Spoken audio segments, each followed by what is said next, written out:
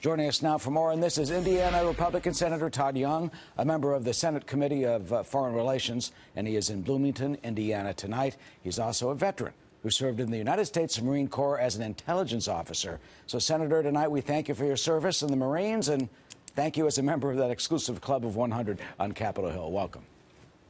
Well, thank you. It's good to be with you. I want to thank all our veterans and their families for their selfless service and sacrifice today. That is for sure.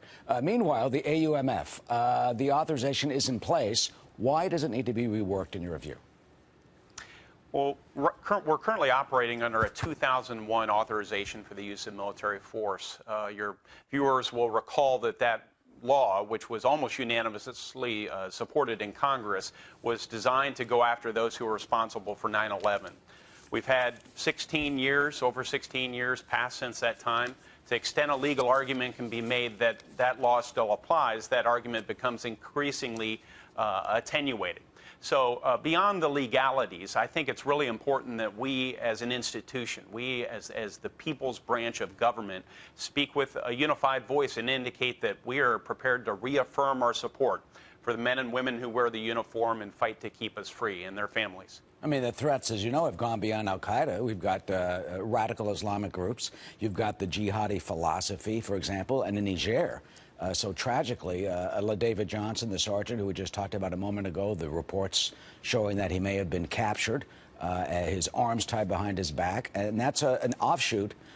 He apparently killed, murdered in cold blood, in an operation with 1,000 soldiers in Niger who are fighting the radical philosophy there. He apparently killed by an offshoot of ISIS. Would that be covered under the new AUMF, and should it be written in a broader way to protect us from these terrorist threats? Well, so that's one of the reasons we need a new AUMF, is so that we ensure that these offshoots or these franchises of whether it's al-Qaeda or ISIS are covered under the new law. And I've worked ever since March, when I first introduced a new AUMF on this very topic, to come up with mechanisms so that we could cover these groups as they evolve, as they come up with different names, as they occupy different geographies and threaten different populations. And I think we're at a spot, having worked with both Republicans and Democrats, where we're very close to coming up with something that can pass out of Congress and something that will, in fact, cover all these different groups and contingencies while incentivizing members of Congress to continuously review the war plans of this and future presidents. And along the way, I and others, I think, should be prepared to make principled compromises to make sure that we get this done. There is nothing more important with respect to our constitutional authorities than the importance of declaring war or using military force. And we can't abdicate that responsibility as members of Congress. And speaking of your constitutional mandates, are you concerned now or in the future that a president could potentially abuse the power of the presidency in terms of launching airstrikes without the congressional authorization? Well, I'm not concerned as long as we stay vigilant on committees like the Foreign Relations Committee. And we've not only held hearings on this topic of late, but we're prepared to move forward, and I believe to mark up, that is, consider formally in a committee an authorization for the use of military force in coming weeks. So I think we're doing right by the American people, not only by having this conversation, but by acting on it. And it's my hope that in coming weeks we'll have a bill ready that will earn both Republican and Democratic support. All right. Now, meanwhile, in the coming weeks, you've got that bill. And there's something else coming down the pike in a couple of weeks, as you know, that has to do with taxes. It goes before the Senate Budget Committee next week. They expect to have a vote just after Thanksgiving, we're told. What do you expect? Do you think they'll get this done? Yeah, I do. I think the president really got us off on the right foot.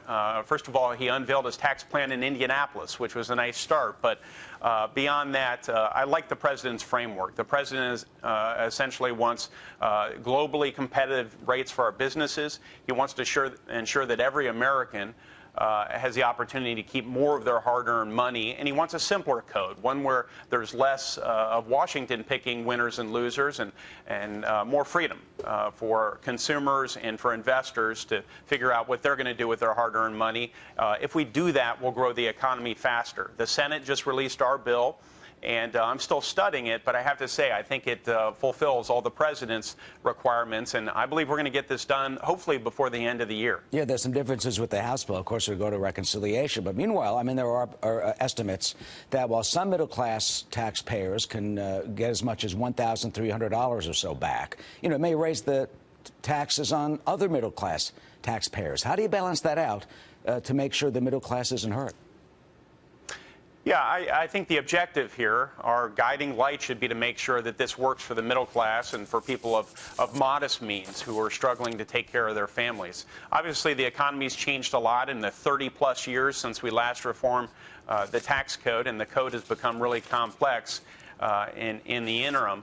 You know, I think if we really focus on the middle class and people of modest means, which I believe we've attempted to do in the Senate bill, then the vast majority of Americans are going to benefit from this. And really the real benefits are going to be realized not in the first couple of years. The real benefits will be longer term, because as businesses find it more advantageous to invest in their own workers and to invest in the capital that makes those workers more productive, they're going to be increasing the value of all of the work that the American rank-and-file worker does, and that leads to increases in wages. And in the end, that's all the American people want. They want a pathway to opportunity for themselves and for their children and grandchildren, good-paying jobs for everyone if they work hard and play by the rules. Senator Todd Young, we thank you tonight. Thank you for your service, as we said before, and you know, get to work on those taxes and also the AUMF, and we thank you for coming tonight from Indiana.